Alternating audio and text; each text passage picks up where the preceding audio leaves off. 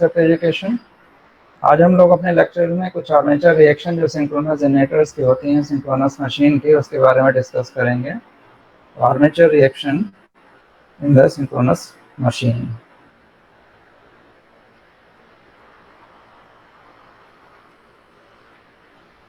तो synchronous machine में जो आर्मेचर रिएक्शन हमारी हैं, आर्मेचर रिएक्शन पहले होता क्या है, थोड़ा सा ऐसी का ब्रीफ आइडिया आपके पास में होना चाहिए। तो आर्मेचर रिएक्शन को सीधे साधे लफ्ज़ों में अगर हम समझने की कोशिश कर रहे हैं तो इसको आप ऐसे समझ सकते हैं।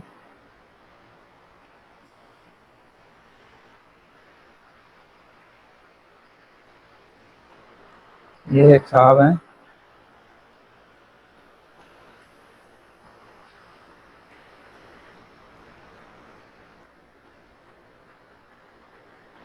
ये पापा हैं, और ये इनका छोटा सा बेटा है। बिल्कुल छोटा सा है, छोटे छोटे इसके हाथ हैं और ये बड़े बड़े हैं।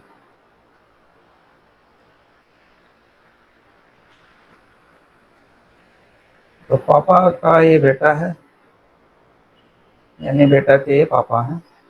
सीधी सी बात है, आपस में रिलेशन इसी तरीके का है। जब तक ये छोटा है तब तक ये आज्ञाकारी बालक है, सारी चीज़ें मानता है। अगर ये नहीं है यहाँ पर, यहाँ दिखा देते नहीं है, यहाँ पर छोटा सा है, तो अगर नहीं है तो कोई इसकी रिएक्शन नहीं आएगी,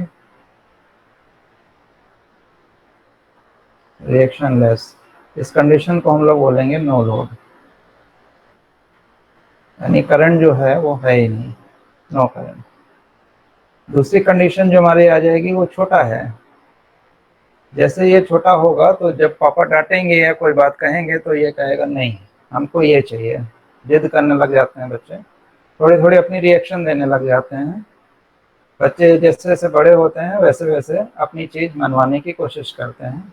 इसका मतलब है इसकी रिएक्शन शुरू हो जाएगी, रिएक्शन स्टार्टेड। ये रिएक्शन नहीं थी यहाँ पर, लेकिन यहाँ पर रिएक्शन होनी शुरू हो जाती है। इसका मतलब है लोड करंट इंक्रीजेस। बच्चे का बढ़ना मतलब लोड करंट का इंक्रीज होना। थोड़ा सा ये और बड़ा हो गया, हाई स्कूल में पहुंच गया, इसकी चीज़ यहाँ पर। अब जब ये हाई स्कूल में पहुंचेगा तो क्या करेगा, तो ये और रिएक्शन देना शुरू कर देगा। अब अगर इसको पापा 5 रुपए देते हैं तो कहेगा नहीं पापा 100 रुपए चाहिए, I require 100 rupees per day. हमारे अपने खर्चे हैं। पापा ने अगर पूछ लिया बेटा किस लिए चाहिए, तो कहेगा इस बार तो पूछ लिया, अगली बार पूछिएगा नहीं, चाहिए तो चाहिए। क्यों? क्योंकि लोड करंट इंक्रीज हो गई है और रिएक्शन स्ट्रांग हो गई है, रिएक्शन स्ट्रांग हो गई है। और बड़ा बना देते हैं, जेई बन गया, बना नहीं है, डिप्लोमा होल्डर हो गया, डिप्लोमा, वो भी इलेक्ट्रिकल से। अब लेटर घर में जाता है, कहता है 10,000 चाहिए। किस बात के 10,000 चाहिए? डोंट आस्क, पूछने की जरूरत नहीं है, खर्चे बहुत ज़्यादा हैं। नहीं दिए गए तो रिएक्शन बहुत तेज हो गए, बहुत हाई रिएक्शन है। इसका मतलब है कि जैसे जैसे हमारा ये चिल्ड्रन बड़ा होता जा रहा है वैसे वैसे इसकी रिएक्शन बढ़ती चली जा रही है, इंक्रीज होती चली जा रही है। दिस इज द सोर्स, पापा वही हैं। इनकी ना तो सैलरी बढ़ी है, ना ही कोई इनके पास अभी इस काम और आ गए हैं, ना इनकी इनकम बढ़ी है, लेकिन बच्चा बड़ा हो रहा है। जैसे जैसे बच्चा बड़ा हो रहा है ये रिएक्शन को देना शुरू कर देता है, और जब इसकी शादी हो जाती है तो फिर ये पापा के सिर पे ही चढ़ जाता है। कहता है अब आपसे काम नहीं हो रहा है, अब आप रहने ही दो, अब खुद कमाने लग जाएगा। पापा भी कह देंगे अब खुद ही खाओ, खुद ही कमाओ, क्योंकि तुम्हारी ज़रूरतें अब हम पूरी नहीं कर पाएंगे। We can not fulfil your requirement, और इस बीच में लड़ाई झगड़ा होते हैं, जिनके यहाँ प्रॉपर्टीज के इशू होते हैं, भाइयों भाइयों में लड़ाई झगड़े शुरू हो जाते हैं, ये मेरा है ये तेरा है, यानी रिएक्शन शुरू हो जाती है। हर बात की रिएक्शन है, किसी ने कुछ कह दिया तो भी रिएक्शन है, कुछ नहीं दिया तो भी रिएक्शन है, चाय में नहीं मिली तो भी रिएक्शन है, हर चीज में रिएक्शन है। तो सीधी सी बात यह है कि जितनी हमारी लोड करंट बढ़ती चली जाएगी, जितनी हमारी लोड करंट बढ़ती चली जाएगी, उतनी ही रिएक्शन हमारी होती चली जाएगी और वो इंक्रीज होती चली जाती है। तो सारा का सारा जो फिनोमेना हमारा डिपेंड कर रहा है, वो किस चीज पे डिपेंड कर रहा है?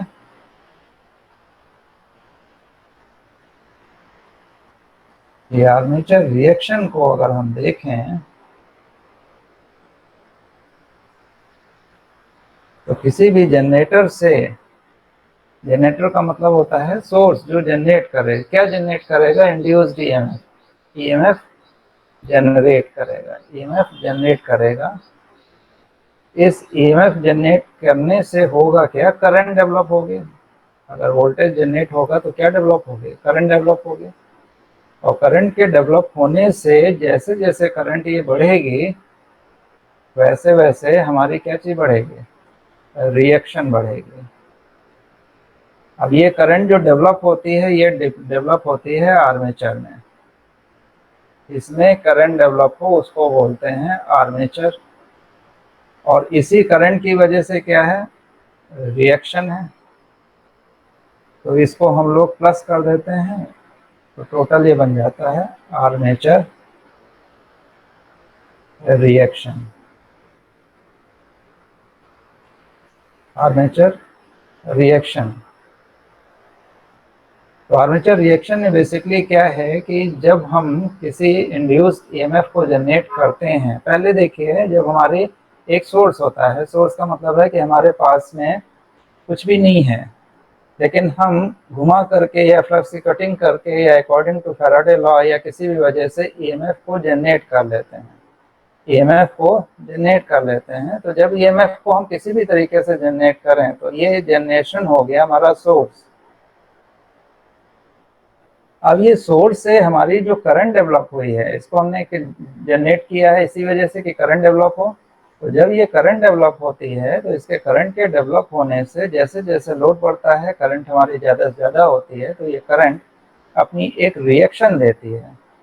अब रिएक्शन किस फॉर्म में देती है? रिएक्शन देती है फ्लक्स के फॉर्म में, रिएक्शन देती है फ्लक्स के फॉर्म में। तो ये एक अपना यहाँ पर फ्लक्स डेवलप कर देती है, और ये फ्लक्स आपके मेन फ्लक्स यानी जो सोर्स है जिसकी वजह से ये करंट डेवलप हुई है, उस पर ये रिएक्शन देने लग जाता है।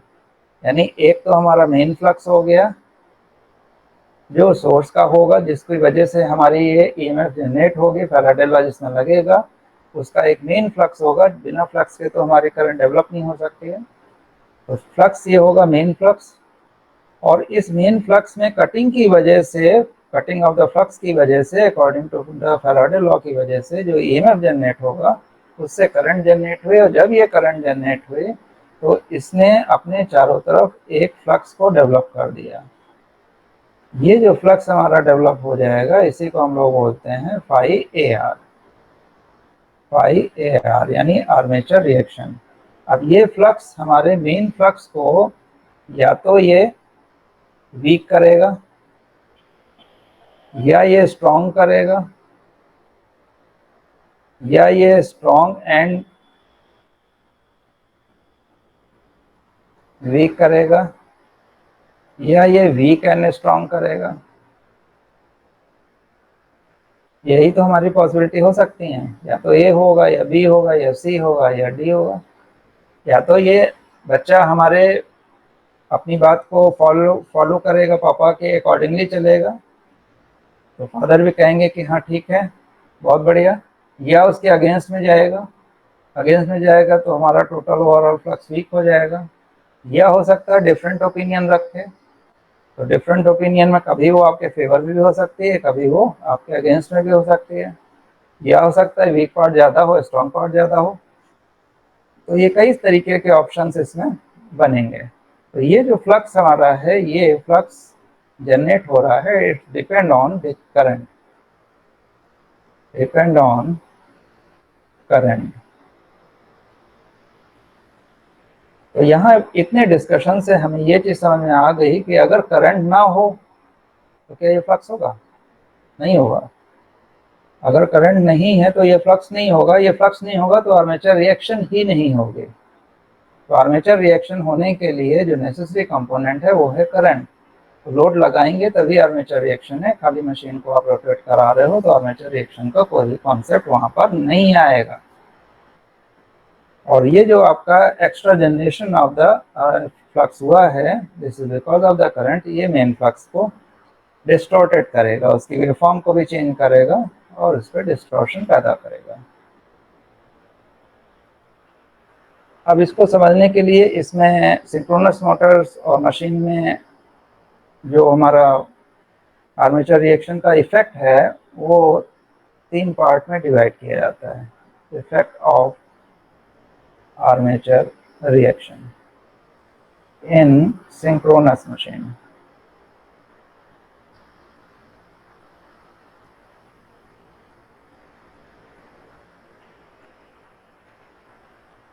पहला होता है यूनिटी पावर फैक्टर पे, दूसरा होता है लैगिंग पावर फैक्टर पे, और तीसरा होता है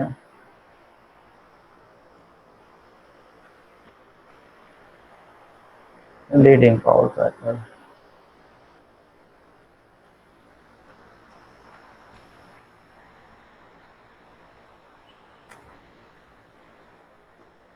ये तीनों केस इसमें डिस्कस करने होते हैं। और पावर फैक्टर, अलग अलग पावर फैक्टर पे फ्लक्स का जो इफेक्ट होता है वो भी अलग अलग होता है। और यहाँ पर हम लोग इसी चीज को देखना है।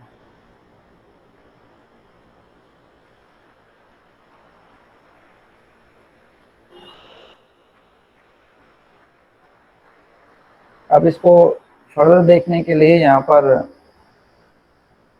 कुछ चीजें बना रहे हैं, उसको आप देखिए। पहले सपोज दैट यहाँ पर ये कोई आपकी पहली कॉइल है, 3 कॉइल यहाँ पर दिखा रहे हैं। मान लीजिए ये कॉइल ए है, दूसरी कॉइल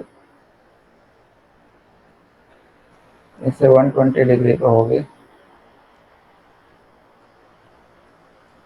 ये लगभग 120 डिग्री। इसको आप ऐसे ऐसे दिखा दीजिए। 120 डिग्री लगभग यहाँ पर आ रही है।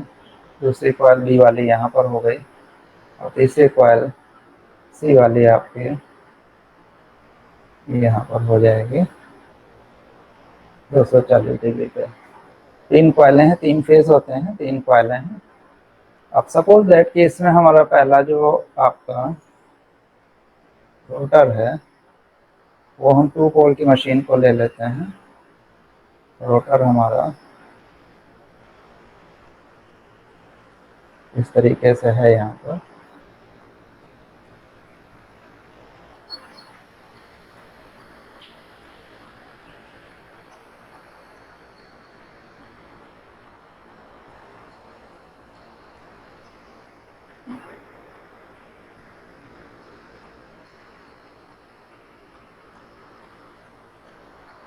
ये हमने रोटर लेके बना दिया।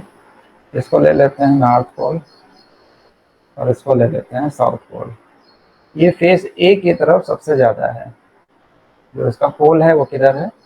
फेज ए में जो वाइंडिंग है उसकी तरफ है। तो सीधी सी बात है कि सबसे ज़्यादा करंट किधर डेवलप हो गई? फेज ए में ही इंड्यूस्ड ईएमएफ सबसे ज़्यादा होगा। तो यहाँ पे आपका मैक्सिमम फ्लक्स लिंकेज, यहाँ पर हमारी जो फ्लक्स लिंकेज होगी वो सबसे ज़्यादा होगी। अब यहाँ पे एक चीज़ आपको समझ के चलना है, एक कन्वेंशन आपको समझ करके चलना है। क्या कन्वेंशन है उसको आप समझ लीजिए। पीछे हम लोग डेरिवेशन इसका कर चुके हैं, अगर आप लोगों को याद हो, लगता नहीं कि याद होगा, इसलिए फिर से रिपीट किए देते हैं कि जिस समय ये फेज ए पे यहाँ पर मैक्सिमम आपका इसमें लिंकेज है, उस समय बी और सी में क्या पोजीशन है? बी और सी में भी क्या मैक्सिमम फ्लक्स होगा? तो इसको देख करके हम लोग कह सकते हैं कि बी और सी में मैक्सिमम फ्लक्स यहाँ पर नहीं होगा। बी और सी में इस पोजीशन पे मैक्सिमम फ्लक्स नहीं होगा, क्योंकि इसकी जो कॉइल मैक्सिमम लिंक है वो फेज ए से है। ए वाली जो कॉइल है उसी से सबसे ज़्यादा लिंक है, तो सबसे ज़्यादा मैक्सिमम हमारा इसी वाले फेज में आएगा। बी और सी में जो फ्लक्स होगा वो मैक्सिमम नहीं होगा, वो मैक्सिमम से कम होगा। जब ये रोटर हमारा घूम करके बी में जाएगा, बी वाली पोजीशन पे आएगा, तो बी वाले में सबसे ज़्यादा फ्लक्स होगा, बाकी में नहीं होगा। इसी तरीके से जब ये घूम करके आपका सी वाले में आएगा तो सी वाले में मैक्सिमम होगा। इस कंडीशन में at the given condition flux हमारा ए में सबसे ज़्यादा मैक्सिमम लिंक होगा। अब इन तीनों फ्लक्स का यानी फाई ए, फाई बी और फाई सी, ध्यान से समझिएगा, ये बड़ा इंपॉर्टेंट पॉइंट है, उसी पे ही सारी कहानी हमारी चलती है कि इन तीनों फ्लक्स का अगर हम इस कंडीशन पे निकालें, ध्यान दीजिएगा यहाँ पर ये हमारा मैक्सिमम है, ए की डायरेक्शन में, यहाँ पे इस पोजीशन पे ए की डायरेक्शन में ये मैक्सिमम है, और यहाँ पर लेस होगा, लेस फाई, और यहाँ पे क्या हो जाएगा, लेस फाई। मैग्नीट्यूड में बराबर होंगे दोनों इस पोजीशन पे, लेकिन दोनों फाई के बराबर नहीं होंगे। यहाँ अगर हम इसको फाई एम मान लें तो यहाँ पर लेस देन फाई एम होगा और यहाँ भी लेस देन फाई एम होगा। इन तीनों का जब हम रिजल्टेंट निकालते हैं, इन तीनों का क्यूमुलेटिव रिजल्टेंट निकालते हैं, तो वो रिजल्टेंट निकल करके उसकी जो डायरेक्शन आएगी फाई की, वो ए की डायरेक्शन में अगर ये मैक्सिमम फ्लक्स है तो इसकी वजह से फ्लो होने वाली करंट, इसकी वजह से फ्लो होने वाली करंट की डायरेक्शन में आएगी। बात को यहाँ पे समझिएगा, यही इंपॉर्टेंट पॉइंट है। क्या इंपॉर्टेंट पॉइंट है उसको नोट बना के लिखेंगे।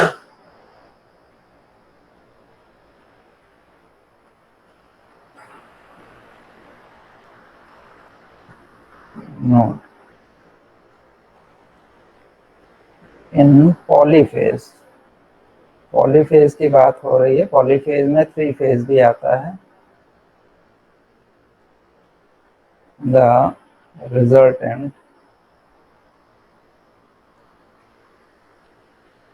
Flux will be of three-phase system will be directed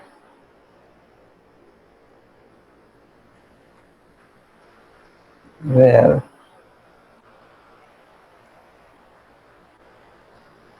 maximum current flows by that flux। अब इस बात को आपको समझना है, इलेक्ट्रिकल वाले जितने भी हैं बच्चे जो भी हैं वो ध्यान से समझिए इस बात को। ये देखिए, ये था हमारा फाई एम, ये था हमारा फाई एम, इधर थी हमारी कॉइल, ए वाली कॉइल थे। पिछले वाले फिगर को ध्यान में रखिए, ये हमारा फाई एम था और इस साइड में हमारा फ्लक्स था। इससे 90 डिग्री पे आपको पता है लैग करता हुआ इंड्यूस ईएमएफ बनेगा, ई ए। जो हमारा इंड्यूस ईएमएफ कॉइल ए में होगा उसका फेजर डायग्राम इसके फ्लक्स से 90 डिग्री लैग करेगा, ये सबको पता है। अब for unity power factor, for unity power factor, इसमें जो करंट डेवलप होगी वो इसी डायरेक्शन में होगी जिधर आपके करंट है। यूनिटी पावर फैक्टर में करंट और वोल्टेज के बीच में एंगल 0 होता है, तो यूनिटी पावर फैक्टर में जो करंट इंड्यूस होगी वो भी इसी डायरेक्शन में होगी। और according to this principle, in polyphase the resultant flux will be of three-phase system will be directed where the maximum current flows by that flux। यहाँ थोड़े से लैंग्वेज गड़बड़ हो रही है। In polyphase three phase the resultant flux will be directed. इसको हटा देते हैं, ये लाइन फालतू की लग गई, डबल हो गई, ठीक है। The resultant flux will be directed where the maximum current flows by that flux। यानी इसके द्वारा जो जनरेट किया गया फ्लक्स है, resultant flux will be directed where the maximum current flows by that flux। यानी मैक्सिमम करंट हमारी इसकी वजह से, इस फाइम की वजह से एक कॉइल में मैक्सिमम करंट फ्लो हो रही है, जिसकी डायरेक्शन ये है। इसका मतलब है कि आर्मेचर में जिधर आई ए करंट मैक्सिमम है, आर्मेचर रिएक्शन का फ्लक्स भी इसी डायरेक्शन में होगा। ये बात आपसे कही जा रही है कि जहाँ पे मैक्सिमम करंट हमारे फ्लो होगी, उसी डायरेक्शन में हमारा आर्मेचर रिएक्शन का फ्लक्स भी होगा। तो रिजल्टेंट फ्लक्स आर्मेचर रिएक्शन यहाँ और लिख देते हैं।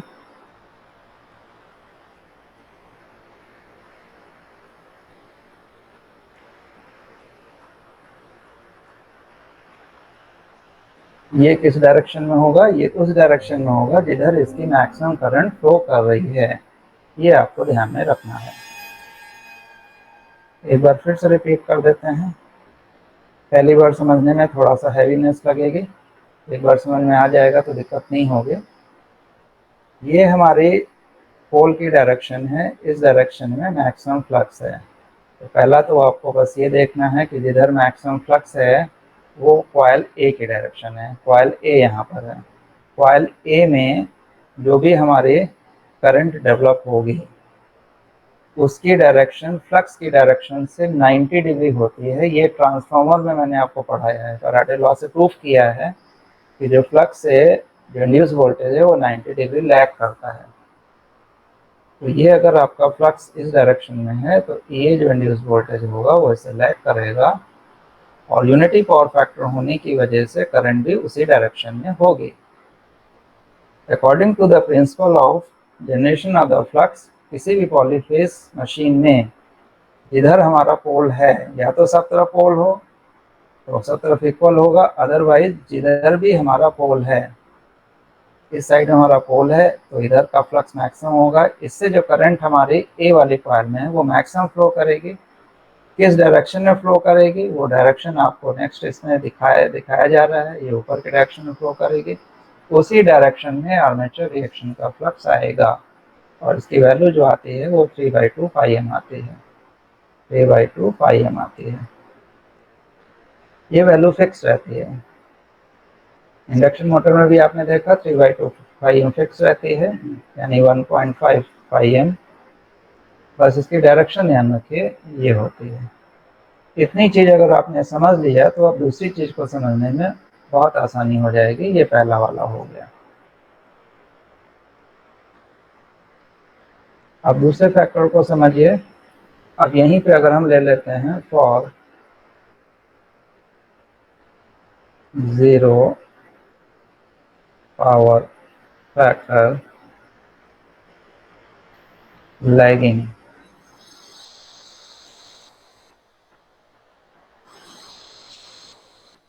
अब यहाँ हम लैगिंग पावर फैक्टर की बात करेंगे।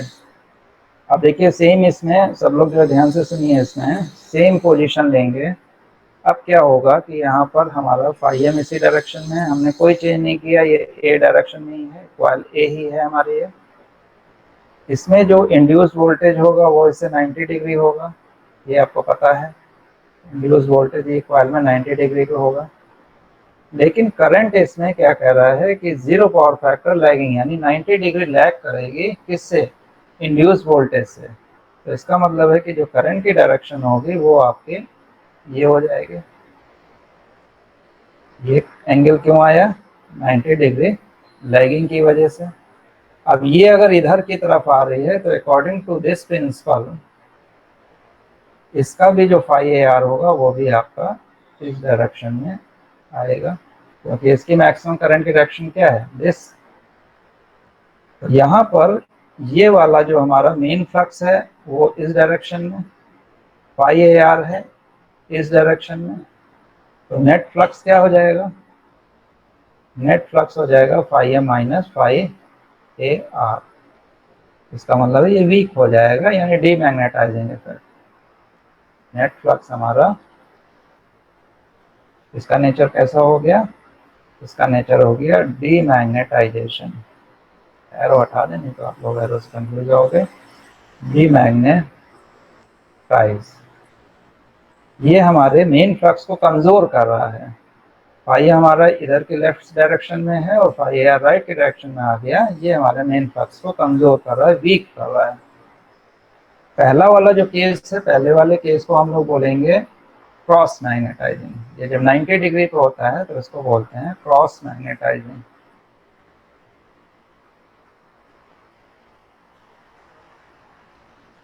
तो वो बोलेंगे क्रॉस मैग्नेटाइजिंग।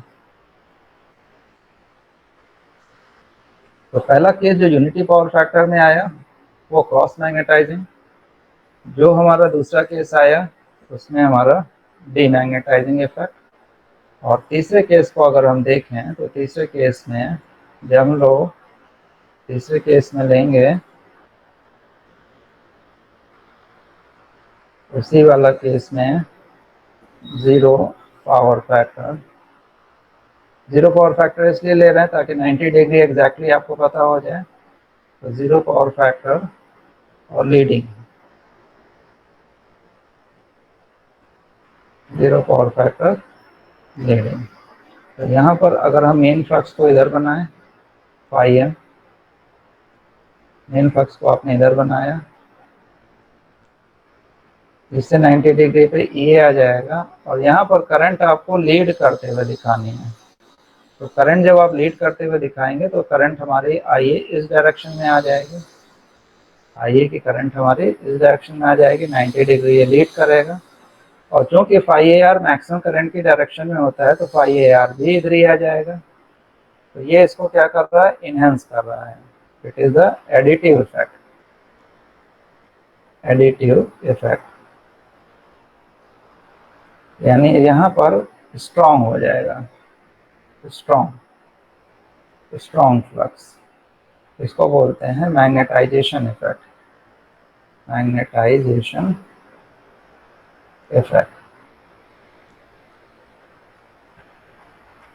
तो इस पूरे डिस्कशन से हमें तीन चीजें पता चली कि यूनिटी पावर फैक्टर में इफेक्ट कैसा होगा, cross magnetising.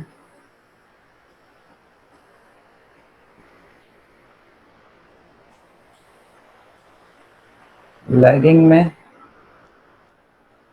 Lagging power factor, zero power factor की बात हो रही है, इसमें हमारा डीमैग्नेटाइजेशन इफेक्ट।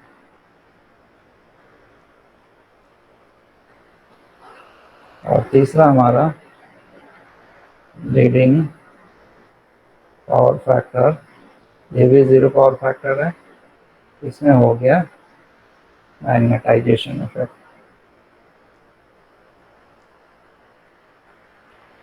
तीन तरीके के यहाँ पर इफेक्ट आ गए। अब अगर जीरो पावर फैक्टर नहीं है, मान लीजिए केवल हमारा लीडिंग ही लैगिंग है, मान लीजिए लैगिंग पावर फैक्टर खाली हम लिख देते हैं, तो पार्शियली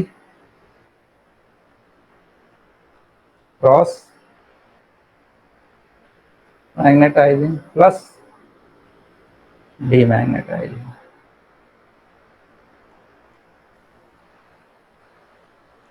इसी तरीके से अगर लीडिंग है तो partially magnetisation, cross magnetisation plus magnetisation. ये जो पांचों चीजें हैं आई हैं आपकी, ये जो केस हमने बनाए हैं इसमें, यही आपके ऑब्जेक्टिव क्वेश्चन है। इसी में ऑब्जेक्टिव आपसे पूछा जाता है। ऑब्जेक्टिव क्वेश्चन में आपसे डेरिवेशन तो नहीं पूछा जाएगा, क्यों, कहाँ, कैसे, किस तरीके से आया। और बीइंग ए डिप्लोमा होल्डर आपको इसके जानने की ज़रूरत भी नहीं है कि यहाँ से कैसे आई हैं चीज़ें, लेकिन आपको समझने के पॉइंट ऑफ व्यू से ये जानना जरूरी है। आर्मेचर रिएक्शन की थ्योरी जो है वो एक बार हम आपको थोड़ी सी फिर से यहाँ पे कंफ्यूजन भी दूर हो जाएगा इससे, कि आर्मेचर रिएक्शन में इस बात का ध्यान रखना है कि ये मैक्सिमम यहाँ पर जो हम बात कर रहे हैं, ये मैक्सिमम इस वजह से आता है क्योंकि ये वाला क्या है, ये लेस है। जब हम ए फील्ड की तरफ, ये आपके 2 पोल की मशीन की बात हो रही है, इसी तरीके से जितने पोल होंगे उसमें भी यही चीज़ लगेगी, 2 पोल के सेक्शंस में लेकर के उसको देखा जाएगा तो सबकी चीज़ें भी वैसी ही आएंगी। तो एक तरफ आई हमारा एक वायर में सबसे ज़्यादा होगा, सबसे ज़्यादा करंट फ्लो कराएगा, इस वजह से यहाँ पर आर्मेचर रिएक्शन भी सबसे ज़्यादा होगी ए की डायरेक्शन में। बी की डायरेक्शन में आर्मेचर रिएक्शन कम होगी क्योंकि इसमें करंट भी कम होगी। इसी तरह सी की डायरेक्शन में भी हमारे करंट काफ़ी कम होगी। इसके जो जब हम इसको रिजॉल्व करते हैं तो रिजॉल्व करने में कंपोनेंट का वर्टिकल पार्ट ऊपर वाले वर्टिकल पार्ट से नीचे वाला सी का पार्ट कैंसिल आउट हो जाता है, और जो हॉरिजॉन्टल पार्ट बचता है वो किधर बचेगा, ए की तरफ। वो किधर बचेगा, ए की तरफ। तो इसका मतलब है कि जो आर्मेचर रिएक्शन का फ्लक्स है वो हमारे ए कॉइल की तरफ ही डायरेक्टेड होगा, लेकिन उस फेज में होगा जिधर की तरफ करंट है, क्योंकि उस करंट की वजह से ही वो जनरेट हुआ है, इसलिए इसको हम लोग उसी करंट की तरफ शो करते हैं। तो ये आज के लेक्चर में हम लोगों ने आर्मेचर रिएक्शन के बारे में जाना है, इसको समझा और इसके बारे में तीनों सेक्शंस पे देख लिया। अब फाइनल इसमें एक सेक्शन और आता है कि अगर हम इसी चीज़ को मोटर के लिए करेंगे, तो ये सिंक्रोनस जनरेटर का था, ये पीछे वाला जितना भी हम लोगों ने डिस्कशन किया है, this is for synchronous generator, this is for synchronous generator और synchronous generator.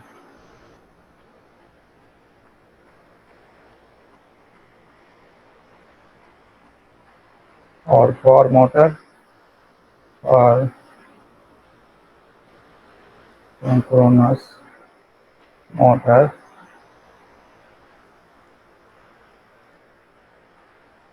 all will be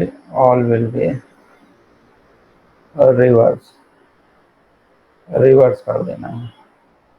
कैसे रिवर्स करेंगे, यूनिटी पे तो वही होगा, cross magnetising, unity power factor पे क्रॉस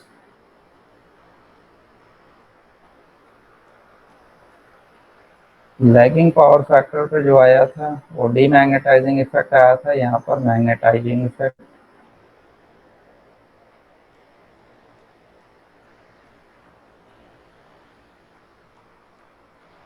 और सी वाला लीडिंग पे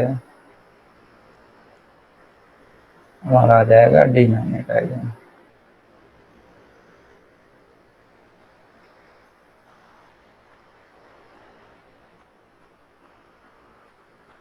यहाँ पर स्पेलिंग में कभी कभी Z भी लिखते हैं, कभी कभी S भी लिखते हैं, सही दोनों ही हैं, ग्रामेटिकली दोनों ही सही हैं। वो इंग्लिश कहाँ की है उसके ऊपर डिपेंड करता है, यूके की इंग्लिश में और अमेरिकन इंग्लिश में। तो बस इसमें आपका ये वाला इंटरचेंज हो जाता है मोटर के केस में, बाकी सब चीज़ें वही रहती हैं। ये ओवरऑल कहानी थी हमारे आर्मेचर रिएक्शन की। आशा करते हैं आप लोगों को समझ में आ जाएगी, और भी इसमें दिक्कत हो तो हम लोग अगले लेक्चर्स में इसको देख सकते हैं। Thanks for watching.